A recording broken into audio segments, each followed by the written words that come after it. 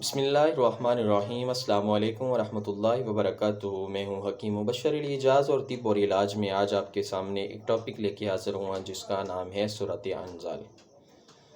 صورت انزال کے متعلق آپ کو بہت ساری اہم معلومات اور اس کا علاج بتانے والا ہوں۔ امید ہے آپ کو اس میں آسانی اور علاج میں بہت ہی زیادہ فائدہ ہونے والا ہے۔ میری ویڈیو کو لائک اور سبسکرائب کر دیں تاکہ آنے والے وقت میں بھی میں آپ کو اس طرح کی مزید اہم معلومات فراہم کر سکوں۔ کسی بھی بیماری کے علاج میں سب سے پہلے اس کے اسباب کو مد نظر رکھا جاتا ہے، یہ لاحق کس وجہ سے ہوتی ہے۔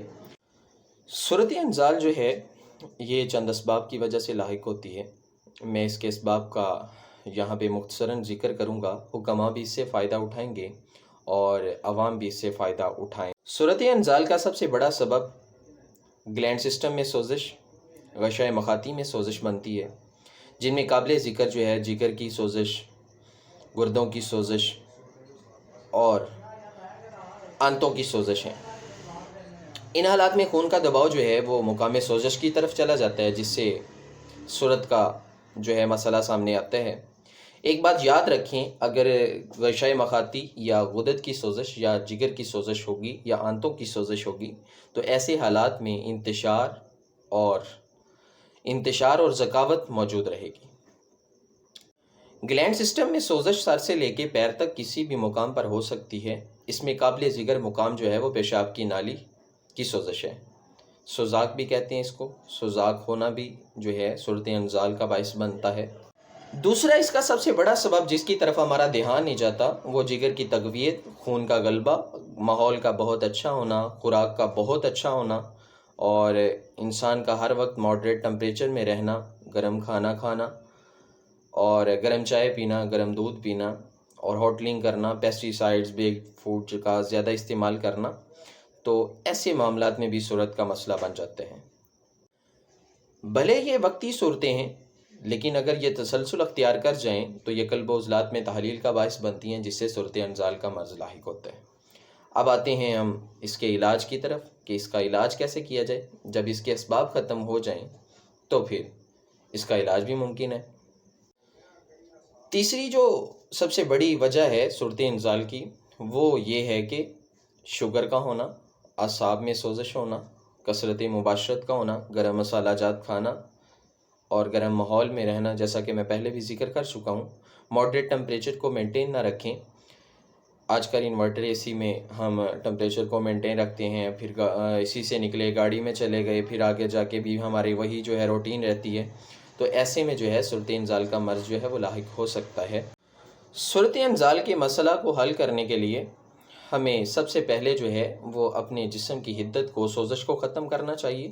سب سے پہلا سبب تو سوزش جو کہ آپ خود بھی جان سکتے ہیں کہ سوزش کا مقام کیا ہے، جیسا کہ آپ نے مزاج کی تشخیص والی میری ویڈیو دیکھی ہے، اس میں مزاج کی تشخیص کریں اور جو مزاج ہوگا وہی سوزش ہوگی، اس سوزش کو رفع کر دیں تو آپ کا۔ اگر اس سے بھی آسان نسخہ آپ کو چاہیے تو وہ یہ ہے کہ آپ چھلکا اس گول، کشنیز خشک دھنیا بھی اس کو کہتے ہیں، اور کوزہ مصری، یہ تینوں ہم وزن لے لیں۔ آدھا چائے کا چمچ صبح، دوپہر، شام آپ پانی کے ساتھ استعمال کریں۔ انشاءاللہ چند ایک دن میں آپ کو آپ کی منی کی حدت، حرارت اور جگر کی سوزش میں کافی حد تک فائدہ ہوگا اور آپ کو صورت کا مسئلہ جو لاحق ہے وہ ختم ہو جائے گا۔ اس سے ذکاوت بھی کم ہو جائے گی۔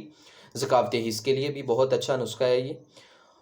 ہر جو شخص صورت انزال میں مبتلا ہے اس کے لیے میں ایک بہت ہی انمول تحفہ پیش کرنے والا ہوں، وہ یہ ہے، آپ ایک پاؤ مغز بادام لے لیں، آدھا کلو گاجر کا مربع لے لیں، آدھا کلو پیٹھا مٹھائی لے لیں۔ ان کو آپ دونوں مربع جات کو پہلے کوٹ کے باریک کر لیں، اس کے بعد بادام کرش کر کے اس میں ڈال دیں۔ ایک کتاب وہ چاندی کے ورق کی اس میں مکس کر دیں اور 10 گرام صبح ناشتہ میں آپ تازہ پانی کے ساتھ لیں اور رات کو آپ ٹھنڈے دودھ کے ساتھ 1 چمچ لیں۔ انشاءاللہ اس سے آپ کے تمام تر مسائل وہ صورت کے ختم ہو جائیں گے۔ دوسری صورت میں اگر کوئی شخص شوگر میں مبتلا ہے تو وہ یہ نسخہ استعمال کریں، جوز ماسل 10 گرام، اکر کرا 10 گرام اور لونگ 10 گرام، تینوں ہم وزن ہیں۔ ان کو پسوا کے 250 ملی گرام کا کیپسول بھر لیں اور رات کو وقت خاص سے 2 گھنٹے پہلے 1 کیپسول نیم گرم دودھ کے ساتھ لیں، اور اس کے مستقل علاج کے لیے اعصابی سوزش کا نسخہ جو ہے وہ استعمال کریں۔ اور صورت انزال کے مرض میں مبتلا حضرات جو ہیں، جو شوگر کے مرض کے ساتھ صورت انزال میں مبتلا ہیں، وہ جو ہے میرا غذائی چارٹ جو ہے جو اعصابی امراض کے لیے غذائیں وہ استعمال فرمائیں۔